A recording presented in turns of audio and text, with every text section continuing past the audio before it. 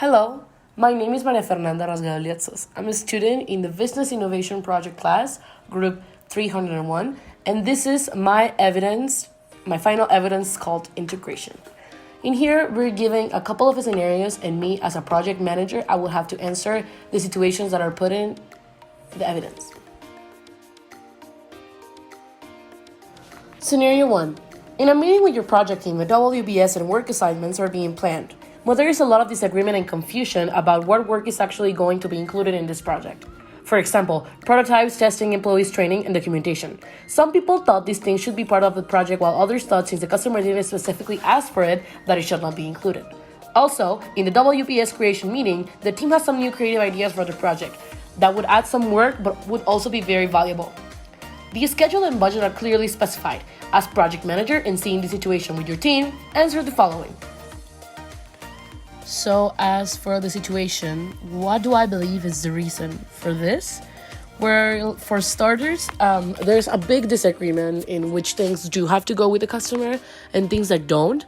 I believe there's so many ideas of what the outcome of the project would be that the WBS it's not completely failed to fulfill the necessities that maybe employees want to satisfy the customer.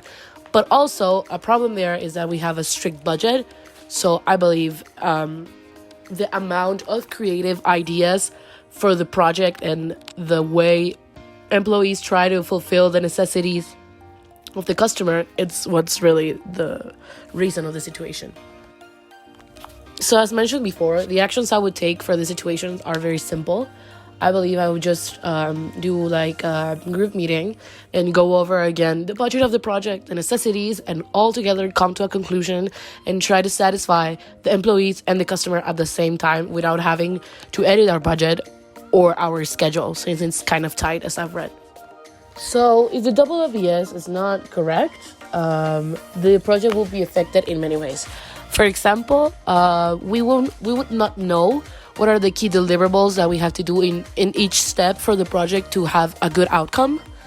And the most important, the part of the criteria of acceptance, if the key deliverables for the project are not correctly aligned and they have things that just shouldn't be there, our criteria of acceptance of the project will vary a lot, meaning that at the end, when we have the final project, the criteria will be everywhere and we will not have a clear criteria of what we want inside the project. Scenario 2. Just 2 months for the project deadline, you receive a call from a customer stakeholder requesting the project to be completed in 3 weeks. The customer says that is requesting this due to an unforeseen market change, which is so critical that the project will have no value if it's not received before the new deadline. As a project manager, you know that meeting this new deadline will be a challenge due to the already paid personal vacations and the training plans that your project team members have planned already during this time frame. So the situation we're facing, it's pretty tight right now. I believe it's going to be really hard to try to transmit the idea to the employees. However, I think if we manage to do a resin matrix and the quality management of the project, we will have a good outcome.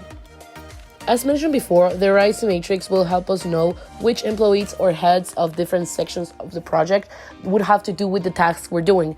As mentioned, the resin matrix would help us know if they're accountable, if they are informed, etc. And that would help us know how much time and effort certain people have to do with the project in order to be done in 3 weeks.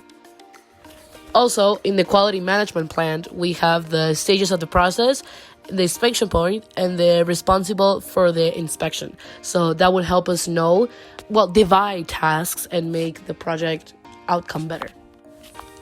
Also, in order to avoid the situation, we would have to use the same tools as I already mentioned. If a resin matrix was done correctly in time, as well as the WBS, we would have shortened kind of the deadline by assigning tasks to different people and making sure that they know if they are accountable, informed, or etc. of the stage of the project.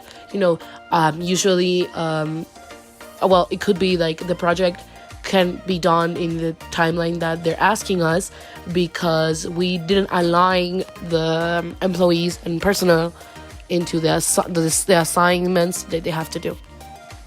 Scenario 3. In a meeting with the customer of a project, he tells you that he would not pay any product or service that accelerates global warming or has a negative social impact. Well, for scenario 3, it's kind of obvious.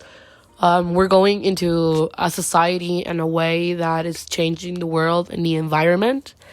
And I believe that the actions to address the kind of objective are going to be difficult but easy. Well, first of all, we have to do a business meeting, with all employees and make them understand why is the stakeholder asking for this and how are they contributing to what the stakeholder is asking and how that affects the environment that we have going on. Also, at the time of the WBS, in the part where it says the criteria of acceptance, make sure that in that criteria it specifies that it has to not affect global warming and be environmentally healthy, so that employees know that what we're doing has a criteria of acceptance of the client. Scenario 4. Just 3 days before the project is delivered, one of the main suppliers wants to inform you of a considerable pricing increment for their service. Based on the situation, answer the following. Well, for scenario 4, the thing is just really stressful. Of course, you're not expecting a rise in price in 3 days before handing in a project.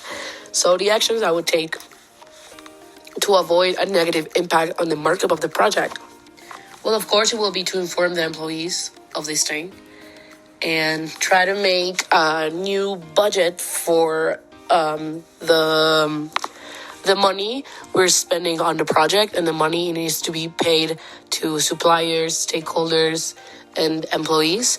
Make a full budget of the project and separate it correctly according to the new things that they're adding to the product. If it's necessary, increase price. As I've mentioned before, one of the tools seen in class that I would use to solve this is, well, just a budget, like determine the budget of the project and the risks it has to make it bigger or make it less, and the risks overall inside the project. Scenario 5. Compare the selection process of new suppliers with a project for the development of a novel product. For scenario 5, it's kind of complicated to compare two things like that, but they do have something in common. Both are new to the company or the enterprise, and maybe possibly somewhat new in the case of the suppliers to the industry, and in case of the novel product to the market. The differences I see is when it comes to a new suppliers, usually suppliers of the industry and of the market are all around, right? They have been inside for some time now and they know their way around. So they're known suppliers, they know what you're doing, and relatively other prices are really high, other prices are really low. However, for a novel product, as mentioned, it is not only new to the company, but also new to the company's market. So developing a product like that differentiates from stakeholders from the knowing and the time inside the industry and the market, and how risky it could be to implement both.